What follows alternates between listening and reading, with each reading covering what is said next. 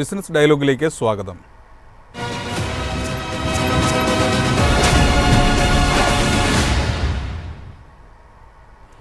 പ്രമുഖ IT കമ്പനിയായ Tata consultancy സർവീസസിൽ നിന്ന് 12,000 പേരെ പിരിച്ചുവിടുന്നു. സമാനമായ രീതിയിൽ മറ്റ് IT കമ്പനികളും ജീവനക്കാരുടെ എണ്ണം വെട്ടിക്കുറയ്ക്കുന്നു. TCSൻ്റെ പിരിച്ചുവിടലുകൾ IT മേഖലയിൽ കൂടുതൽ ആഴത്തിലുള്ള പ്രശ്നങ്ങളെ പ്രതിഫലിപ്പിക്കുന്നതായി IT ജീവനക്കാർ പറയുന്നു. IT ഇപ്പോഴും സുരക്ഷിതമായ ഒരു തൊഴിൽ മേഖലയാണോ? ITയുടെ ഭാവി എന്താണ്? ഈ വിഷയമാണ് ഇന്ന് ബിസിനസ് ഡയലോഗ് ചർച്ച ചെയ്യുന്നത്.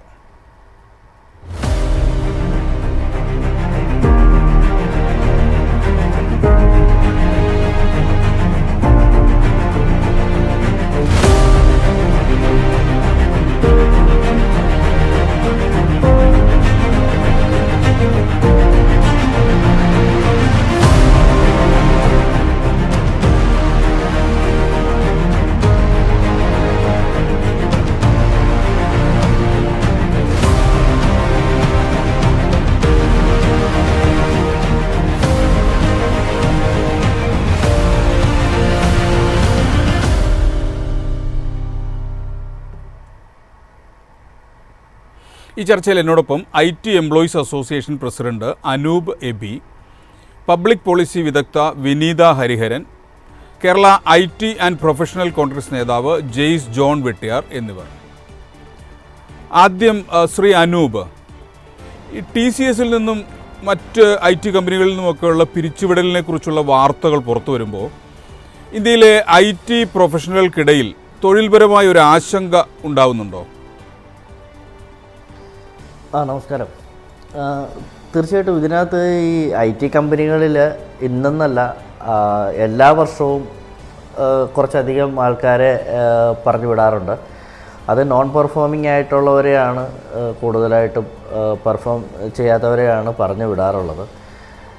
പക്ഷേ അതിൻ്റെ വേറൊരു തലമെന്ന് വെച്ച് കഴിഞ്ഞാൽ ഈ നോൺ പെർഫോമിംഗ് ആയിട്ടുള്ളവരെ ആ കമ്പനിയിൽ നിന്ന് പറഞ്ഞു വിടുന്നതിനോടൊപ്പം തന്നെ അവരതിനനുസരിച്ചുള്ള പുതിയ ആൾക്കാരെ റിക്രൂട്ട് ചെയ്യുന്നുണ്ട്. ഇതൊരു ബാലൻസിങ് സിസ്റ്റമാണ്. അപ്പോൾ പോസിറ്റീവ് സൈഡ് എന്ന് പറയുന്നത് അടുത്ത വർഷം ആ കമ്പനി പ്രോഫിറ്റിലോട്ടാണ് പോകുന്നതെന്നുണ്ടെങ്കിൽ ഒരിക്കലും അതിനകത്തൊരു ഒരു ഒരു സ്റ്റക്ക് വരുത്തില്ല. IT മേഖലയിൽ വീണ്ടും ധാരാളം തൊഴിലുകൾ വീണ്ടും ക്രിയേറ്റ് ചെയ്യപ്പെടും, അതിനനുസരിച്ച് പോകും. പിന്നെ ഇതിൻ്റെ അകത്ത് ടെക്നോളജി കൃത്യമായിട്ട് അപ്ഡേറ്റ് ചെയ്യുക എന്നുള്ളതാണ് ഇതിൻ്റെ അകത്ത് ഏറ്റവും വലിയൊരു ഫാക്ടർ. കാരണം ഈ ടെക്നോളജിയുടെ ഒരു ദിവസം എന്ന് പറയുന്നത് ഒരു യുഗം പോലെയാണ് പോകുന്നത്, അത്രയ്ക്ക് ഫാസ്റ്റാണ്. അപ്പോൾ IT കമ്പനികൾ ടെക്നോളജി അപ്ഡേറ്റ് ചെയ്തിട്ടില്ല എന്നുണ്ടെങ്കിൽ, അവരുടെ ഇൻഫ്രാസ്ട്രക്ചർ അപ്ഡേറ്റ് ചെയ്തിട്ടില്ല എന്നുണ്ടെങ്കിൽ ഉറപ്പായിട്ടും ഏതൊരു IT കമ്പനിയാണെങ്കിലും അത് താഴെ പോകുന്നു. ഇപ്പോൾ ഈ ഉയർന്നു വന്നിരിക്കുന്ന TCSൻ്റെ പ്രശ്നമാണെങ്കിലും TCSന് നിങ്ങൾക്കറിയാമല്ലോ, അതായത് ഏകദേശം 6.5 ലക്ഷത്തോളം എംപ്ലോയീസ് ഉള്ള ഒരു ഫേമാണ്. ഇന്ത്യയിലെ ഏറ്റവും പൊട്ടൻഷ്യൽ ആയിട്ടുള്ളതും അതുപോലെ തന്നെ നല്ല ഫൗണ്ടേഷൻ ഉള്ളതുമായിട്ടുള്ള ഒരു കമ്പനിയാണ് TCS എന്ന് പറയുന്നത്. അതിനകത്ത് 12,000 പേരെ പറഞ്ഞു വിടുക എന്നുള്ളത് നോർമൽ ആയിട്ടുള്ള എല്ലാ വർഷവും അവർ ചെയ്യുന്നതാണ്. പക്ഷേ ഇതിന് വേറൊരു വശവും കൂടെ ഉണ്ട്. ഇതേ കമ്പനിയിൽ നിന്ന് തന്നെ ഏകദേശം 10 തൊട്ട് 15% ആൾക്കാർ വർഷം റിസൈൻ ചെയ്ത് പോകുന്നുണ്ട്. പേഴ്സണലായിട്ടുള്ള കമ്മിറ്റ്മെൻറ്റ് വെച്ചിട്ട്, പേഴ്സണൽ പ്രോബ്ലംസ് വെച്ചിട്ട് അവർ റിസൈൻ ചെയ്ത് പോകുന്നുണ്ട്. അപ്പോൾ അത്തരം വിഷയങ്ങൾ സത്യത്തിൽ ആ കമ്പനീനെ വളരെയധികം ബാധിക്കുന്ന കുറച്ച് വിഷയങ്ങളാണ്. കാരണം വലിയൊരു പ്രോജക്റ്റിനകത്തുനിന്നൊക്കെ ആയിരിക്കും ഇവർ മാറിപ്പോകുന്നതും. അതല്ല, TCSനെ സംബന്ധിച്ച് ഇത്തവണത്തെ ഒന്നാം പാദഫലങ്ങൾ പുറത്തു വന്നപ്പോൾ അത് അത്ര ആശാവഹമായ പാദഫലങ്ങളല്ല. താങ്കൾക്കറിയാവുന്നതുപോലെ തന്നെ അവരുടെ ഓർഡറുകളിൽ ഗണ്യമായ കുറവ് വന്നിട്ടുണ്ട്. അമേരിക്ക, യൂറോപ്യൻ കമ്പനികളിൽ നിന്നുള്ള ഓർഡറുകളിൽ 2% വീഴ്ചയാണ് ഈ പാദത്തിലുണ്ടായിരിക്കുന്നത്. ആ ഒരു അർത്ഥത്തിൽ TCS പഴയ അത്രയും ഫിനാൻഷ്യലിയും അല്ലാത്ത തരത്തിലും അത്ര നല്ല ഒരു നിലയിലല്ല നിൽക്കുന്നതെന്നുള്ളതാണ് പൊതുവേ കേൾക്കുന്ന വിവരങ്ങൾ. അങ്ങനെ നോക്കുമ്പോൾ അതോടൊപ്പം തന്നെ ഈ 12,000 പേരെ ഒഴിവാക്കുന്നതുകൂടി വരുമ്പോഴാണ് IT മേഖലയിൽ ഗൗരവതരമായ വിഷയങ്ങളുണ്ട് എന്നൊരു ധാരണയിലേക്ക് എത്തേണ്ടി വരുന്നത്. ശരിയാണോ? ഈ 12,000 പേരെന്ന് പറയുന്നത് സത്യത്തിൽ ഈ പ്രാവശ്യം വിഷയമായ എൻ്റെ കാര്യം എന്ന് വെച്ച് കഴിഞ്ഞാൽ, ഇതിനകത്തുള്ള ഒരു ഏറ്റവും ടോപ്പായിട്ടുള്ള ഒത്തിരിയധികം ഉദ്യോഗസ്ഥർ ഇതിനകത്ത് പെട്ടിട്ടുണ്ട്. അതായത് ഈ TCSനെ വളർത്തിയെടുക്കാനായിട്ടും അല്ലെങ്കിൽ അവരുടെ ബാക്ക് ബോണായിട്ട് നിൽക്കുന്ന പല ഉദ്യോഗസ്ഥർ, പല IT പ്രൊഫഷണലുകളും ഇതിനകത്ത് വന്നിട്ടുണ്ട്. അതിലൂടെ വന്നത്. പിന്നെ ഈ ഇവരുടെ ഓർഡറുകളെല്ലാം കുറഞ്ഞതിൻ്റെ കാര്യം എന്ന് വെച്ച് കഴിഞ്ഞാൽ ലോകത്ത് വേൾഡിലൊരു ക്രൈസിസ് നടന്നുകൊണ്ടിരിക്കുകയാണ്. കാരണം വേൾഡ് വാർ യുദ്ധങ്ങൾ പല രാജ്യങ്ങളിലായിട്ട് നടന്നുകൊണ്ടിരിക്കുകയാണ്. റഷ്യ ആയിക്കോട്ടെ, ഈവൻ നമ്മുടെ US ആയിക്കോട്ടെ, ഇവിടെയെല്ലാം തന്നെ ഫിനാൻഷ്യലി ധാരാളം ക്രൈസിസ് നേരിടുന്നുണ്ട്. അപ്പോൾ അവരെന്തുകൊണ്ടാണ് ഓർഡറുകൾ വെട്ടിച്ചുരുക്കുന്നതെന്ന് വെച്ച് കഴിഞ്ഞാൽ അവരവരുടെ അവശ്യ കാര്യങ്ങൾക്ക് വേണ്ടി മാത്രം അവരുടെ ഫണ്ട് യൂട്ടിലൈസ് ചെയ്യുന്ന ഒരു രീതിയിലോട്ട് വന്നപ്പോഴത്തേക്കുമാണ് അവരുടെ കോസ്റ്റ് കട്ടിങ്ങിൻ്റെ ഒരു ഭാഗമായിട്ട് തന്നെയാണ് ഇത് ചെയ്തത്. ഇവിടെ സത്യത്തിൽ ഈ TCSും ചെയ്തത് കോസ്റ്റ് കട്ടിങ്ങിൻ്റെ ഭാഗമായിട്ടാണ്. പക്ഷേ ഇത്രയും സീനിയർ ആയിട്ടുള്ളവർ അത് ചെയ്യുക എന്ന് പറഞ്ഞു കഴിഞ്ഞാൽ അത് ഒരിക്കലും അത് നമുക്ക് അംഗീകരിക്കാൻ പറ്റാത്ത കുറച്ച് കാര്യങ്ങളാണത്. കാരണം എന്ന് വെച്ച് കഴിഞ്ഞാൽ അങ്ങനെ നമുക്ക് അത്രയും സീനിയർ ആയിട്ടുള്ളവരെ പറഞ്ഞു വിടുക എന്ന് പറഞ്ഞു കഴിഞ്ഞാൽ ഇത് കേട്ടോ. പിന്നെ പിന്നെ ഏറ്റവും കൂടുതൽ എഫക്റ്റ് ചെയ്യാൻ പോകുന്നതെന്ന് വെച്ച് കഴിഞ്ഞാൽ AI ആണ്. കാരണം ഇവരുടെ പ്രൊഡക്റ്റുകളിൽ ഒരു 90% AI ഇൻ്റഗ്രേറ്റ് ചെയ്ത് കഴിഞ്ഞു. അതിൻ്റെ ഇമ്പാക്റ്റ് ഇപ്പോഴല്ല, ഇനി വരാൻ പോകുന്നതേ ഉള്ളൂ. കാരണം നമ്മുടെ രാജ്യത്താണെങ്കിൽ പോലും അനൂപ്, പക്ഷേ ഈ TCSന്റെ ലേ ഓഫ് AI ബന്ധപ്പെട്ടതല്ല എന്ന് അവർ തന്നെ വ്യക്തമാക്കിയിട്ടുണ്ട്. ഇല്ല, അതിൻ്റെ ഉള്ളിൽ വർക്ക് ചെയ്യുന്നവർക്ക് അത് വളരെ വ്യക്തമായിട്ട് അറിയാം. AI ഇൻ്റഗ്രേഷൻ, കാരണം ഇന്ത്യയിൽ സോഫ്റ്റ്വെയർ എഞ്ചിനീയർ എന്ന് പറയുന്ന ഒരു ഡെസിഗ്നേഷൻ ഇനി ഇല്ല. കാരണം ആ മേഖല പൂർണ്ണമായിട്ടും AI കീഴടക്കി കഴിഞ്ഞു. ഇനിയിപ്പോൾ ഈ പറഞ്ഞ കേരളത്തിൽ പഠിക്കുന്ന ഈ കോളേജുകളിൽ പഠിക്കുന്ന കമ്പ്യൂട്ടർ സയൻസ് പഠിക്കുന്ന അല്ലെങ്കിൽ കമ്പ്യൂട്ടർ എഞ്ചിനീയറിംഗ് പഠിക്കുന്ന 4 വർഷത്തെ കുട്ടികൾ പുറത്തിറങ്ങുമ്പോൾ എന്ത് ജോലി ചെയ്യും എന്നുള്ളത് ഒരു ചോദ്യചിഹ്നമാണ് ഇവിടെ.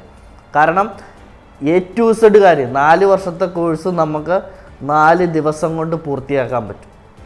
അത്രയധികം ഇമ്പാക്റ്റ് ഈ വരും നാളുകളിൽ ഇതിനകത്ത് ഉണ്ടാകാൻ പോവാണ്.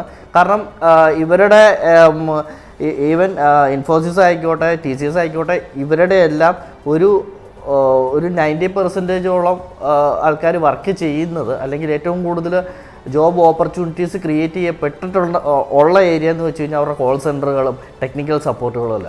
ഇതെല്ലാം തന്നെ AI അവർ കൺവേർട്ട് ചെയ്തുകൊണ്ടിരിക്കുകയാണ്. മോസ്റ്റ് അഡ്വാൻസ്ഡ് ആയിട്ടുള്ള AI അവർ ഇൻ്റഗ്രേറ്റ് ചെയ്തുകൊണ്ടിരിക്കുകയാണ്. ഇപ്പോൾ ഈ കോഴ്സുകൾ പഠിക്കുന്ന കുട്ടികൾക്ക് ഒരു പ്രതിസന്ധി ഉണ്ടാകും എന്നാണോ താങ്കൾ സൂചിപ്പിക്കുന്നത്? 100%. കാരണം ഞാൻ പറഞ്ഞല്ലോ, 4 വർഷത്തെ കോഴ്സ് 4 ദിവസം കൊണ്ട് അവസാനിക്കുക എന്ന് പറഞ്ഞു കഴിഞ്ഞാൽ IT എത്രത്തോളം AI എത്രത്തോളം വളർന്നിട്ടുണ്ടെന്നുള്ള ഇവിടുത്തെ സാധാരണക്കാരായിട്ടുള്ള ജനങ്ങൾക്കത് മനസ്സിലാകുന്നില്ല.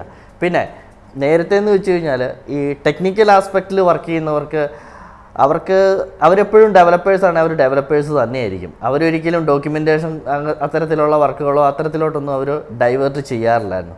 പക്ഷേ ഇന്നത്തെ അവസ്ഥയിൽ എന്ന് പറഞ്ഞു കഴിഞ്ഞാൽ ഒരു സോഫ്റ്റ്വെയർ ഡെവലപ്പ് ചെയ്യുന്ന അതേ പ്രൊഫഷനിൽ തന്നെ അവൻ എന്താണ് ഡെവലപ്പ് ചെയ്തതെന്നുള്ളതിൻ്റെ കംപ്ലീറ്റ് ഡോക്യുമെൻറ്റേഷൻ വർക്കുകളും ഒറ്റയ്ക്ക് ചെയ്യാൻ പറ്റും.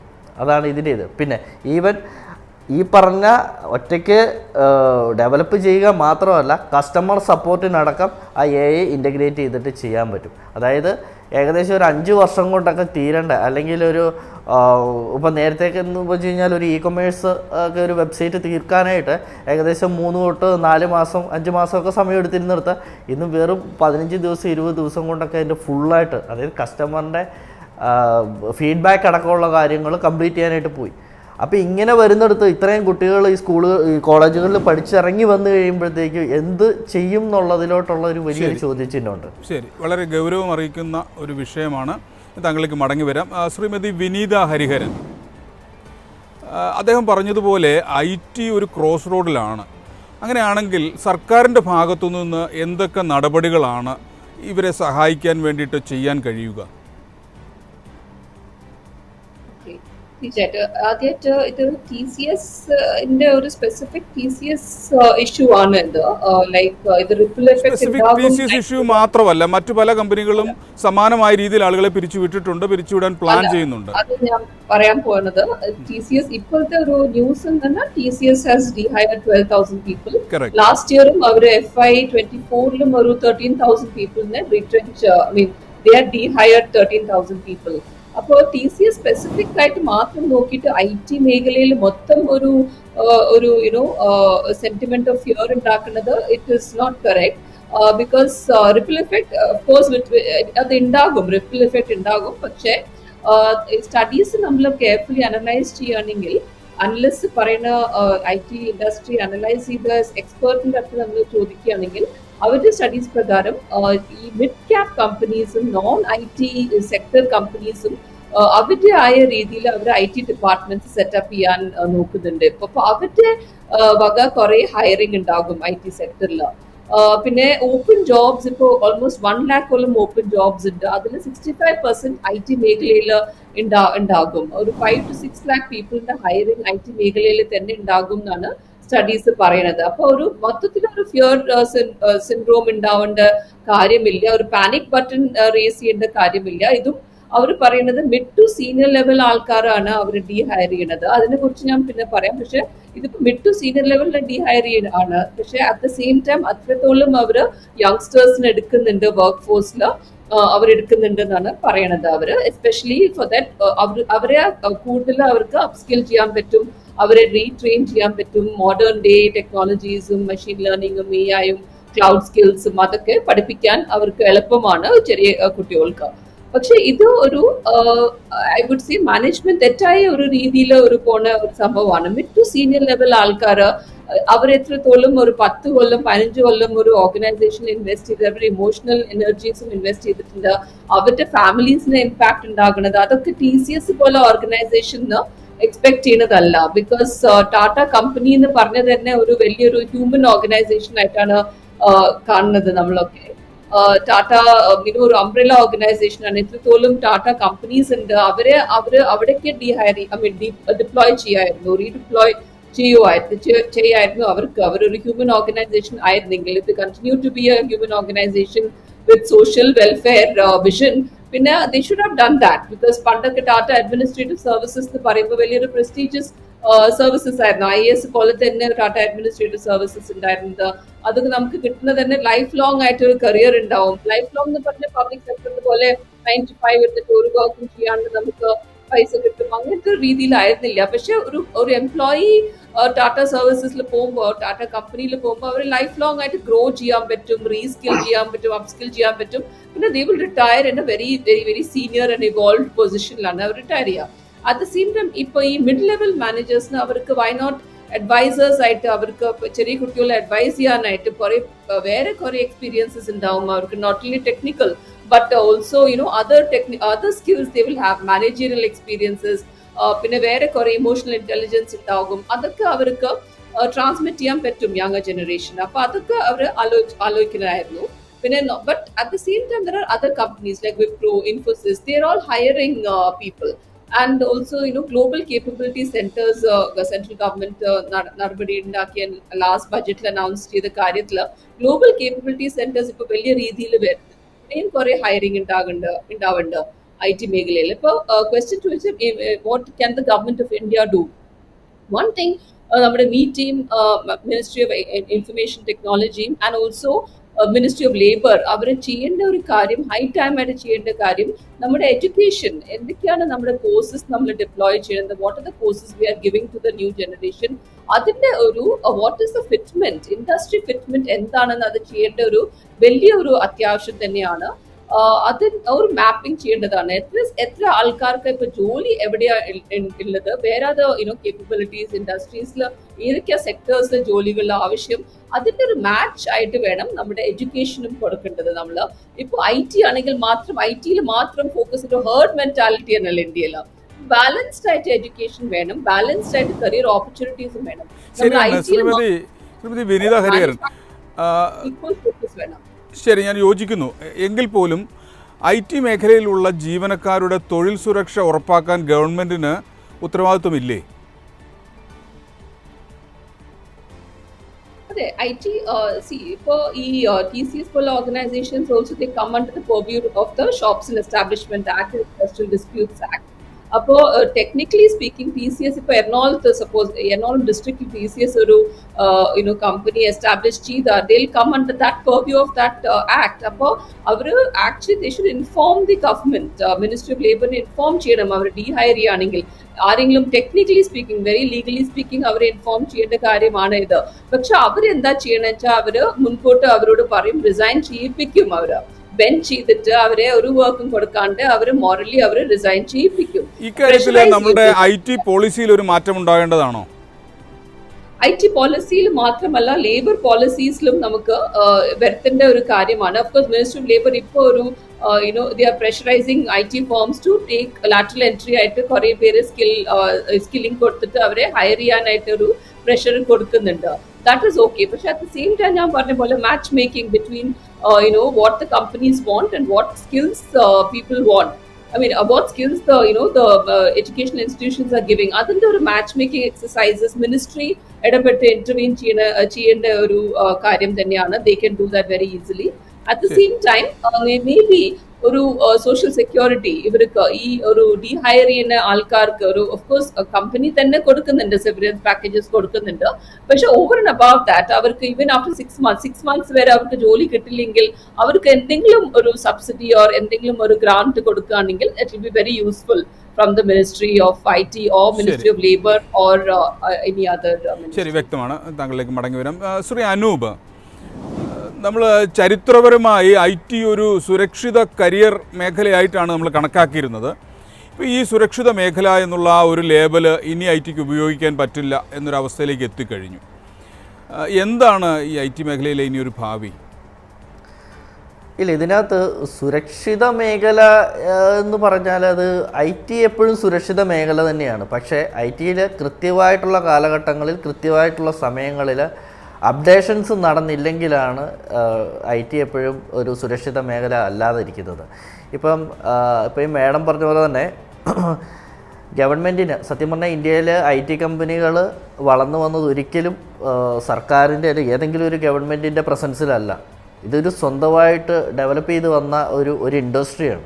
അതിൻ്റെ അകത്തുള്ള ഇൻവെസ്റ്റ്മെൻ്റ് ആയിക്കോട്ടെ എല്ലാ തലത്തിലും ഈ IT മേഖലയിൽ തന്നെ ക്ലൗഡ് ഫണ്ടിങ്ങും അതൊക്കെ വെച്ചിട്ടാണ് ഈ കമ്പനികൾ വളർന്നു വന്നിരിക്കുന്നത്. പിന്നെ അവസാനം ഇപ്പോൾ വളരെ റീസെൻ്റായിട്ട് മാത്രമാണ് ഗവൺമെൻറ്റിൻ്റെ സ്ഥലങ്ങൾ അലോട്ട് ചെയ്യുകയും അത്തരം IT കമ്പനികളെ ഇൻവൈറ്റ് ചെയ്യാനായിട്ട് തുടങ്ങിയതും അതൊക്കെ തന്നെ. അതുകൊണ്ട് തന്നെ ലീഗലി ഇത്തരം IT കമ്പനികൾക്കകത്ത് ഒരു ഗവൺമെൻറ്റിന് ഇൻവോൾവ് ചെയ്യുന്നതിലും അതിനകത്തുള്ള റൂൾസും അല്ലെങ്കിൽ റെഗുലേഷൻസും അല്ലെങ്കിൽ അത് വളരെയധികം ബുദ്ധിമുട്ടാണ്. ഇനിയുള്ള കാലഘട്ടത്തിലും അത് തന്നെ. കാരണം അത് സ്റ്റാർട്ടിങ്ങിലെ ഇങ്ങനെ ഒരു IT മേഖല ഉണ്ടെന്നുള്ളതും ഇങ്ങനെ IT മേഖലയ്ക്കകത്ത് ഇത്രയധികം തൊഴിലവസരങ്ങൾ ഉണ്ടാവും എന്നുള്ളതും ഇത് വളരെ വ്യക്തമായിട്ട് ഗവൺമെൻറ് പഠിച്ചിരുന്നെങ്കിലും അതിനകത്ത് ആദ്യം തൊട്ടേ ഇൻവോൾവ് ചെയ്തിരുന്നെങ്കിലും തീർച്ചയായിട്ടും ഈ പറയുന്ന കാര്യങ്ങൾക്ക് ഒരു കോംപ്ലിക്കേഷൻ വരാം.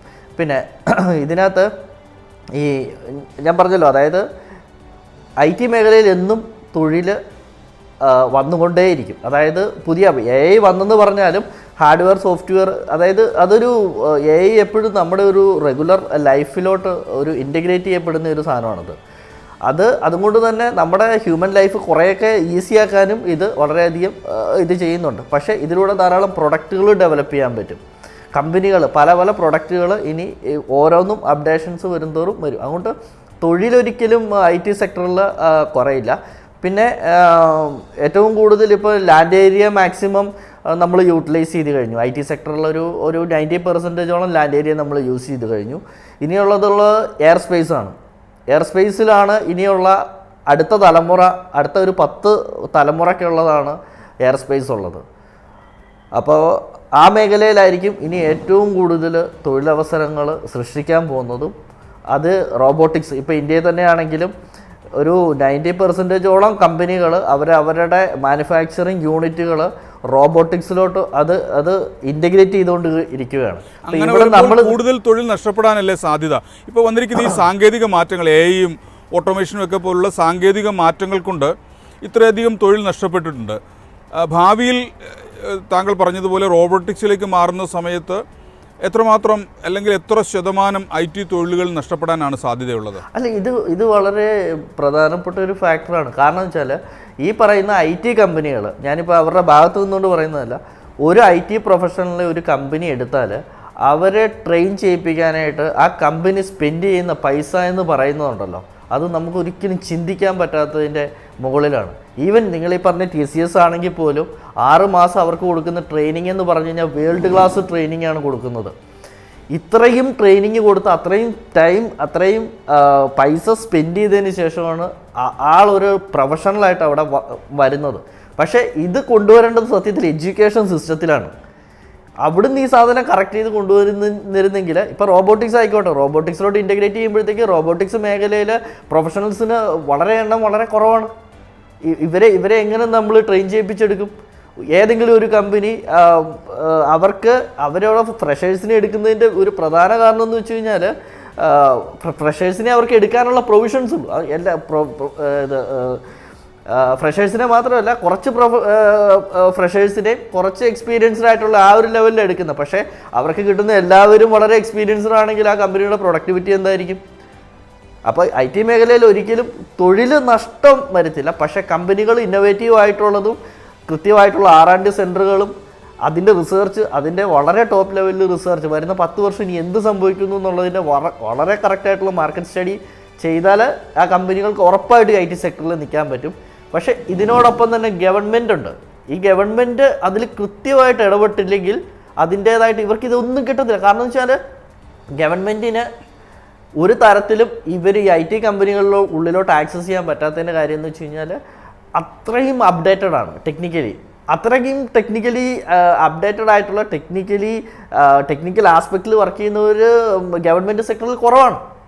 അപ്പോൾ ഈ എഡ്യൂക്കേഷൻ മാറേണ്ടത് അവിടെയല്ല, ഇവിടെ നിന്ന് ഗവൺമെൻറ്റിലോട്ട് ഈ IT സെക്ടറിലോട്ട് ഗവൺമെൻറ്റിൽ എടുക്കുന്ന അവരെ റിക്രൂട്ട് ചെയ്യുന്നിടം തൊട്ട്, അതായത് അവരുടെ അപ്പോയിൻമെൻറ്റ് തൊട്ട് ഇമ്പോർട്ടൻ്റ് ആയിട്ടുള്ള ഫാക്ടറാണ്. ഈ മേഖലയെ പറ്റിയിട്ട് അറിയാവുന്നവരെ. ഇപ്പോൾ ഈ IT വിദ്യാഭ്യാസം നേടുന്ന വിദ്യാർത്ഥികളോട് താങ്കൾക്ക് പറയാനുള്ളത് എന്താണ്?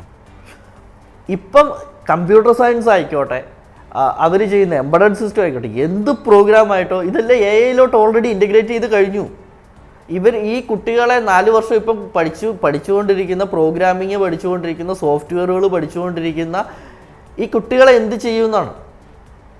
ഇത് നമ്മൾ പുറകിലോട്ടാണ് സഞ്ചരിക്കുന്നത്, നമ്മൾ മുന്നോട്ടല്ല സഞ്ചരിക്കുന്നത്. അതായത് ഒരു പ്രോഗ്രാം എഴുതി സോഫ്റ്റ്വെയർ എഴുതി അല്ലെങ്കിൽ ഒരു പർട്ടിക്കുലർ ആപ്ലിക്കേഷനുള്ള ഒരു സോഫ്റ്റ്വെയർ ഡെവലപ്പ് ചെയ്ത് വരുന്ന സ്റ്റേജിലല്ല ഇപ്പം നിൽക്കുന്നത്. ഇപ്പം നിൽക്കുന്ന 5-10 മണിക്കൂർ കൊണ്ട് ഈ പറയുന്ന സാധനങ്ങൾ ഡെവലപ്പ് ചെയ്ത ഒരു ബഗ്സും ഇല്ലാതെ, ഹ്യൂമൻ എറർ ഇല്ലാതെയാണ് ഈ പറഞ്ഞ ആപ്ലിക്കേഷൻസ് സോഫ്റ്റ്വെയറുകൾ ഡെവലപ്പ് ചെയ്ത് വരുന്നത്. ഈ ഒരു സ്റ്റേജിൽ വരുമ്പം ഈ കുട്ടികൾ പഠിച്ചിറങ്ങിയിട്ട് ഈ പറയുന്ന കമ്പനികളിൽ ഇൻഫോസിസ് ആയിക്കോട്ടെ, TCS ആയിക്കോട്ടെ, ഏത് കമ്പനികളിൽ പോകുമ്പോൾ ഇവരെ ഹയർ ചെയ്യാൻ പറ്റും? പുറകിലോട്ട് സഞ്ചരിച്ചുകൊണ്ടിരിക്കുന്ന ഒരു സിസ്റ്റത്തിനകത്ത് മുന്നോട്ട് പൊയ്ക്കൊണ്ടിരിക്കുന്ന കമ്പനി എങ്ങനെ ഹയർ ചെയ്യാൻ പറ്റും? ഇതൊരു വലിയ ചോദ്യചിഹ്നമാണത്. കാരണം ആ 4 വർഷം പഠിച്ചവനായിരിക്കത്തില്ല അപ്പോൾ ആ ഓപ്പർച്യൂണിറ്റി കിട്ടുന്നത് 4 ദിവസം പഠിച്ചവനായിരിക്കും. അപ്പോൾ എഡ്യൂക്കേഷൻ സിസ്റ്റത്തിന് അതിൻ്റെ അകത്ത് കൃത്യമായിട്ട് മാറ്റങ്ങൾ കൃത്യമായിട്ട് കൊണ്ടുവരണം. ഞാൻ പറയുന്നത് എത്രയും അടിയന്തരമായിട്ട് ഇവിടുത്തെ ഉന്നത വിദ്യാഭ്യാസ വകുപ്പോ അതിൻ്റെ ഉദ്യോഗസ്ഥർ യോഗം ചേർന്ന് കേരളത്തിലുള്ള ഈ പറഞ്ഞ BTech എഞ്ചിനീയറിംഗ് കോളേജുകളിൽ അവരുടെ യോഗം വിളിച്ചിട്ട് ഇതിന് കൃത്യമായിട്ട് എന്താണ് സൊല്യൂഷൻ, ഈ കുട്ടികൾ പഠിച്ചിറങ്ങുമ്പോൾ എന്ത് ചെയ്യുന്നുള്ളതിന് കൃത്യമായിട്ടുള്ള ഒരു സൊല്യൂഷൻ കണ്ടെത്തണം. ശ്രീ അനൂപ്, താങ്കൾ IT മേഖലയിലുള്ള തൊഴിലാളി സംഘടനയുടെ നേതാവാണ്. ഇപ്പോൾ നിലവിലുള്ള IT മേഖലയിലെ ജീവനക്കാർക്ക് എന്തു സംഭവിക്കും? നിലവിലുള്ളവരെല്ലാം IT ആയിട്ട് അല്ലെങ്കിൽ ഈ മേഖലയിൽ ടെക്നോളജി അപ്ഡേറ്റ് ചെയ്തിട്ടില്ലാത്ത ആൾക്കാരെല്ലാം അവർ ബാക്കപ്പ് ചെയ്യും. പാക്കപ്പ് ചെയ്ത് അവർ പതിയെ അവിടുന്ന് റിലീസ് ചെയ്ത് വിട്ടുകൊണ്ടിരിക്കും. അല്ലാത്ത കാരണം ഇതിനകത്ത് കുറേ ആൾക്കാരുണ്ട്. കാരണം ഒരു 10 വർഷമായിട്ട് ഒരേ പ്രൊഡക്റ്റിൽ തന്നെ വർക്ക് ചെയ്തുകൊണ്ടിരിക്കുന്ന ധാരാളം ആൾക്കാരെ എനിക്കറിയാം. നമ്മുടെ സംഘടനയിലെ അംഗങ്ങളായിട്ടുള്ള ധാരാളം ആൾക്കാരെ അറിയാം. അവർ ഈ 10 വർഷം എന്ത് സംഭവിച്ചു എന്ന് വെച്ച് കഴിഞ്ഞാൽ ഈ 10 വർഷം ഒരേ പ്രൊഡക്റ്റിലാണ് അവർ ഇരുന്നിരുന്നത്. അവർക്ക് അപ്ഡേഷൻസ് അവർക്ക് ചെയ്യാൻ പറ്റിയില്ല. ഈ 10 വർഷം അവർ ചെന്ന് അവർക്ക് ജോലി നഷ്ടപ്പെടുമ്പോൾ ഈ 10 വർഷം ബാക്കിലോട്ടാണ് അവർ പോകുന്നത്. അവർക്ക് പിന്നെ അടുത്ത സ്റ്റേജിൽ ഇനി എന്ത് പുതിയത് ന്യൂ ജനറേഷനിലുള്ള എന്തെങ്കിലും അപ്ഡേറ്റഡ് ആയിട്ടുള്ള എന്തെങ്കിലും കോഴ്സുകൾ ചെയ്തു കഴിഞ്ഞാൽ മാത്രമേ അവർക്ക് ജോലി കിട്ടുന്നുള്ള ഒരു അവസ്ഥയിലോട്ട് കാര്യങ്ങൾ. സാധ്യതകളില്ലേ IT-യിൽ?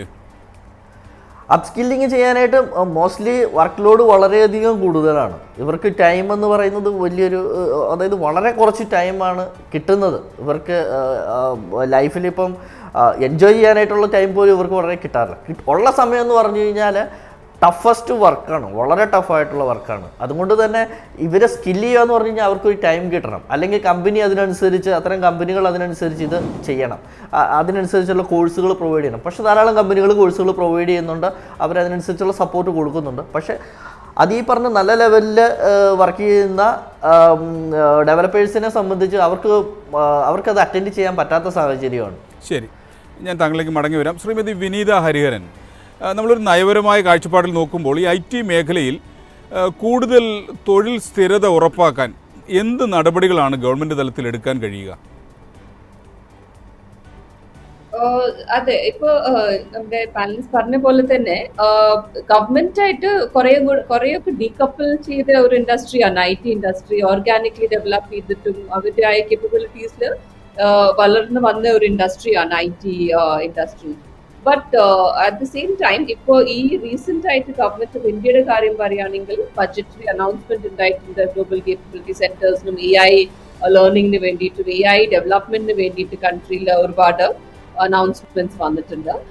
പിന്നെ ministry of labour has also ഈ സ്കില്ലിംഗ് കൊടുക്കണം എന്ന് പറഞ്ഞിട്ട് കമ്പൽസറിലി മാൻഡേറ്ററിലി കുറെ പ്രൈവറ്റ് കമ്പനീസിനോട് കുറെ ഇന്റേൺസിന് വെക്കണം എന്ന് it has made it mandatory. അപ്പൊ അത് ഒരു നല്ലൊരു ഫസ്റ്റ് സ്റ്റെപ്സ് ആണ് എന്ന് പറയാം. പക്ഷെ at the same time IT മേഖല മാത്രമല്ല, എല്ലാ മേഖലയിലും ministry of labour they can bring up such A rule that like മറ്റേ കൺട്രീസിലൊക്കെ ഉണ്ടാവുന്ന പോലെ ഡോൾ എന്ന് പറയുന്ന ഒരു സംഭവം ഉണ്ട്. ഇറ്റ്സ് നോട്ട് എ വെരി നല്ലൊരു കോണ്ടെക്സ്റ്റിലല്ല അവർ പറഞ്ഞ വിയർ ഓൺ ഡോൾ എന്ന് പറഞ്ഞ we're on subsidized income from the government. So അത് ഒരു ബാക്കപ്പ് ആയിട്ട് may be the government can introduce. ഞാൻ ഇപ്പൊ പറഞ്ഞ പോലെ തന്നെ within four 3 to 6 months unemployment പീരീഡിന് വേണ്ടിയിട്ട് ഇല്ല ഒരു കുറച്ച് സബ്സിഡൈസ് സപ്പോർട്ട് വേണമെങ്കിൽ ഗവൺമെന്റ് ക്യാൻ കൺസിഡർ. ബിക്കോസ് ഇപ്പൊ നമ്മുടെ കൺട്രി ഇപ്പോൾ we have moved from lower income and developing to going to become Viksit Bharat in 2047. So അപ്പോൾ നമുക്ക് ഇങ്ങനത്തെ കാര്യങ്ങളൊക്കെ ആലോചിച്ച് തുടങ്ങാൻ പറ്റും.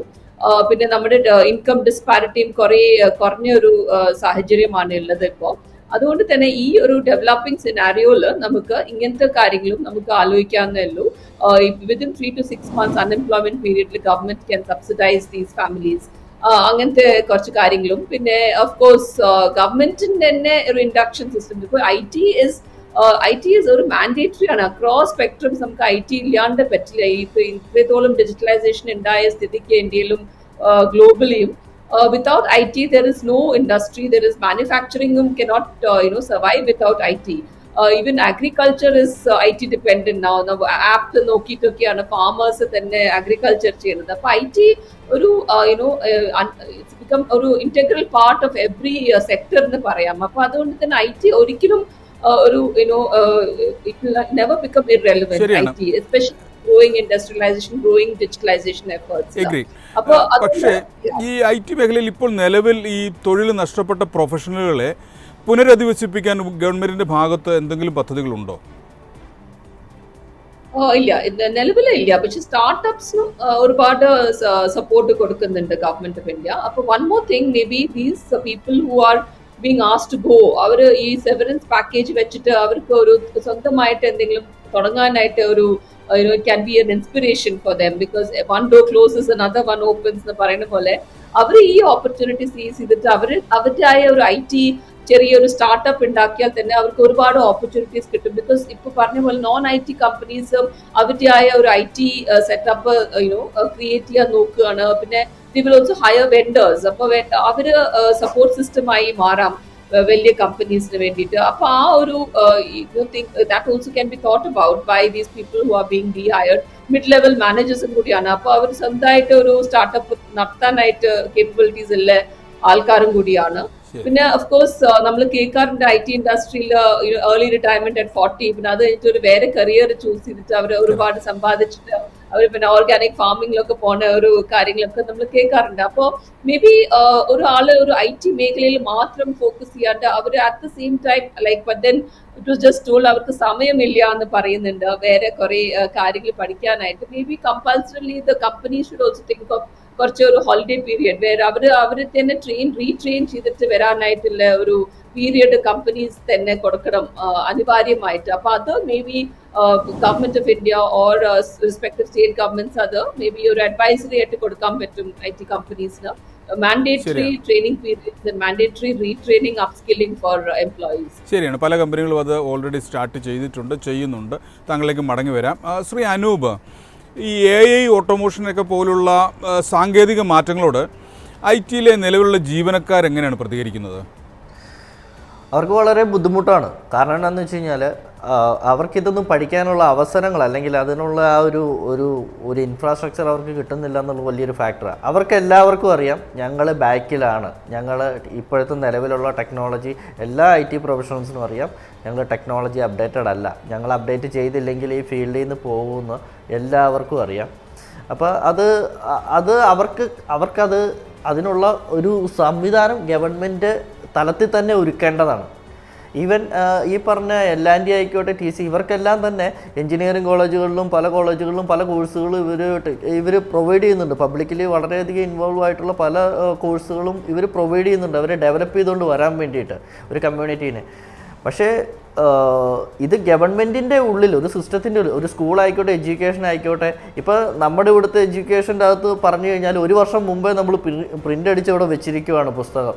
അടുത്ത ഒരു വർഷം എന്ത് പഠിക്കണം എന്നുള്ളതിനെ പറ്റിയിട്ട് ഓൾറെഡി എഴുതി വെച്ചിരിക്കുക. അത് തന്നെ ആയിക്കോട്ടെ ഒരു 10 വർഷം മുമ്പത്തെ കഥകളുമാണ്. ഇപ്പോൾ ഇത് പഠിച്ചിട്ട് വന്ന് ഇറങ്ങിക്കഴിയുമ്പോഴാണ് ഇതിനകത്ത് സത്യം പറഞ്ഞാൽ ഇത് സ്കൂൾ എഡ്യൂക്കേഷൻ തൊട്ടേ തുടങ്ങേണ്ടതാണ്. സ്കൂൾ എഡ്യൂക്കേഷൻ തൊട്ടേ ഇതിനകത്ത് മാറ്റങ്ങൾ കൊണ്ടുവരേണ്ടതാണ്. ഞാൻ ഇന്ത്യയിലെ ഇനി വരുന്ന 10 വർഷത്തേനുള്ള സ്കൂൾ എഡ്യൂക്കേഷൻ സിസ്റ്റത്തിലെ ഏറ്റവും വലിയ പ്രൊജക്റ്റ് അതിൻ്റെ മുഴുവൻ അപ്രൂവലുമായി അടുത്ത ആഴ്ച അത് ഒഫീഷ്യലി അനൗൺസ് ചെയ്യുന്ന ഒരു പ്രൊജക്റ്റിൻ്റെ ഒരു ഹെഡും കൂടെയാണ് ഞാൻ. വരുന്ന 10 വർഷം ഇന്ത്യയിൽ IT സെക്ടറും റോബോട്ടിക്സും എയറോസ്പേസും ഈ മേഖലയിൽ ഏതൊക്കെ തലങ്ങളിലാണ് ജോബ് ഓപ്പർച്യൂണിറ്റീസ് ക്രിയേറ്റ് ചെയ്യാൻ പറ്റുമെന്നുള്ളതിൻ്റെ വളരെ വ്യക്തമായിട്ടുള്ള കാര്യങ്ങൾ കുട്ടികളെ പഠിപ്പിച്ച് സ്കൂൾ എഡ്യൂക്കേഷനകത്തോട് ഞാനിത് കൊണ്ടുവന്നുകൊണ്ടിരിക്കുകയാണ്. അത് മാത്രമല്ല ഇന്ത്യയിൽ ഇപ്പം മാഡം പറഞ്ഞ പോലെ തന്നെ ഫാർമേഴ്സ്, അതായത് ഇന്ത്യയുടെ ഒരു ബാക്ക് ബോൺ തന്നെയാണ് ഈ ഫാർമേഴ്സ് എന്ന് പറയുന്നത്, അല്ലെങ്കിൽ ഇവിടുത്തെ അഗ്രികൾച്ചർ സെക്ടർ എന്ന് പറയുന്നത്. പക്ഷേ ഇന്ത്യയിൽ ഇന്നേ വരെ ഫുള്ളി അഡ്വാൻസ്ഡ് ആയിട്ടുള്ള ഒരു റിസർച്ച് ആൻഡ് ഡെവലപ്മെൻറ്റ് സെൻറ്റർ ഇല്ല ഇവിടെ. അതായത് ഫാർമേഴ്സിനെ എങ്ങനെ ടെക്നോളജി ഇൻ്റഗ്രേറ്റ് ചെയ്യിക്കാം, അല്ലെങ്കിൽ ഏത് രീതിയിൽ അതിനെ ഇൻ്റഗ്രേറ്റ് ചെയ്യിക്കാം എന്നുള്ളതിനെ പറ്റിയിട്ട് ഒരു കൃത്യമായിട്ടൊരു ഒരു ഒരു ഒരു റൂട്ടില്ല ഇവർക്ക്. കാരണം ഈ ടെക്നോളജിയും ഫാർമേഴ്സും രണ്ട് ധ്രുവത്തിലാണ് നിൽക്കുന്നത്. ഇതിനെ ഇൻ്റഗ്രേറ്റ് ചെയ്യണമെന്നുണ്ടെങ്കിൽ അതിൽ കാലിബറുള്ളവർ വേണം ഉദ്യോഗസ്ഥരായിട്ട് ഗവൺമെൻറ്റിലെത്താൻ, അഗ്രികൾച്ചർ സെക്ടറുകളിലെത്താനായിട്ട്. എന്നാൽ മാത്രമേ അത് ചെയ്യാൻ പറ്റത്തുള്ളൂ. ഏത് രാജ്യം വേണേലും നോക്കിക്കോ, ചൈന ആയിക്കോട്ടെ ഇസ്രായേൽ ആയിക്കോട്ടെ, ഏത് രാജ്യം നോക്കിയോ അവിടുത്തെ അഗ്രികൾച്ചർ സെക്ടറിൽ അവർ ടെക്നോളജി വളരെയധികം അവർ ഇൻ്റഗ്രേറ്റ് ചെയ്തിട്ടുണ്ട്. ഒരേക്കർ സ്ഥലത്ത് അവർക്ക് കൃഷിക്ക് കിട്ടേണ്ട ആദായം എന്താണോ ആ ആദായം മുഴുവനും അവർക്ക് കിട്ടുന്നുണ്ട്. കൃഷിക്കാർ അവിടുത്തെ ഹാപ്പിയാണ്. പക്ഷേ ഇന്ത്യയിലെന്ന് പറഞ്ഞു കഴിഞ്ഞാൽ നമ്മൾ ഇവിടുത്തെ ക്ലൈമാറ്റിക് ചേഞ്ചിനെ മാത്രം ഡിപ്പെൻഡ് ചെയ്തിട്ടാണ് ഇവിടുത്തെ കൃഷി നിൽക്കുന്നത്. അത് ജസ്റ്റ് എന്തെങ്കിലും ഒരു ചേഞ്ചസ് വന്നു കഴിഞ്ഞ് കഴിഞ്ഞാൽ ഇവിടുത്തെ കൃഷിക്കാരുടെ കൃഷി മുഴുവൻ നശിച്ചു പോകും. പക്ഷേ ടെക്നോളജി വന്നു കഴിഞ്ഞ് കഴിഞ്ഞാൽ ഇതിനെ പലതും ആർട്ടിഫിഷ്യലാക്കാൻ പറ്റും. ക്ലൈമാറ്റിക് ചേഞ്ചസ് പോലും പ്രിഡിക്റ്റ് ചെയ്തിട്ട് അതിനനുസരിച്ച് കൃഷിയെ കൃഷി രംഗത്ത് തന്നെ ഇത് മാറ്റം വരുത്താൻ പറ്റും. ഈ ഒരു സെക്ടറിൽ മാത്രം, ഈ അഗ്രികൾച്ചർ സെക്ടറിൽ മാത്രം കുറഞ്ഞത് 1.5 അല്ലെങ്കിൽ 2 ലക്ഷം പേർക്ക് ഇൻ്റഗ്രേറ്റ് ചെയ്താൽ, IT ഇൻ്റഗ്രേറ്റ് ചെയ്ത് കഴിഞ്ഞാൽ IT പ്രൊഫഷണൽസും തൊഴിൽ കൊടുക്കാൻ പറ്റും. ഞാനീ പറഞ്ഞത് വെറും ഒരു ഈ അഗ്രികൾച്ചർ മാത്രമല്ല, ബാക്കിയുള്ള ഡിഫറെൻറ്റ് സെക്ടറുകൾ ഇതേപോലെ തന്നെ കിടക്കുകയാണ്. അതുകൊണ്ട് IT സെക്ടറിൽ കൃത്യമായിട്ട് അപ്ഡേഷൻസ് വന്നാൽ മാത്രമേ ഈ പറയുന്ന എക്സ്പീരിയൻസ്ഡ് ആയിട്ടുള്ള ഈ പറഞ്ഞു വിട്ടിട്ടുള്ള കമ്പനികളിൽ നിന്ന് പറഞ്ഞു വിട്ടിട്ടുള്ളവരെ വളരെ ചുരുക്കം ആൾക്കാർക്കേ അവർക്ക് ബിസിനസ്സിൽ പെർഫോം ചെയ്യാൻ പറ്റത്തുള്ളൂ. കാരണം അവരെല്ലാവരും തന്നെ വർക്കേഴ്സാണ്. അതായത് നമ്മുടെ രാജ്യത്ത് 3 കാറ്റഗറിപ്പെട്ട ആൾക്കാരുണ്ട്. 1 labour, 2 skilled labour, 3 advanced skilling. ഇതിനകത്ത് സ്കിൽഡ് ലേബേഴ്സിൻ്റെ കാറ്റഗറിയിലാണ് ഇവർ വന്നിരിക്കുന്നത്, ഈ പറഞ്ഞു വിട്ടിരിക്കുന്നവർ വന്നിരിക്കുന്നത്.